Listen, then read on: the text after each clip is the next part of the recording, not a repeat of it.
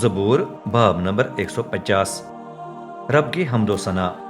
رب کی حمد ہو، خدا کے مقدس میں اس کی ستائش کرو، اس کی قدرت کے بنے ہوئے آسمانی گنبد میں اس کی تمجید کرو، اس کے عظیم کاموں کے باعث اس کی حمد کرو، اس کی زبردست عظمت کا باعث اس کی ستائش کرو۔ نرسگاں پھونک کر اس کی حمد کرو، ستار اور سرود بجا کر اس کی تمجید کرو، دف اور لوک ناچ سے اس کی حمد کرو، تاردار ساز اور بانسری بجا کر اس کی ستائش کرو، جھانجھوں کی جھنکارتی آواز سے اس کی حمد کرو، گونجتی جانچ سے اس کی تعریف کرو، جس میں بھی سانس ہے وہ رب کی ستائش کرے۔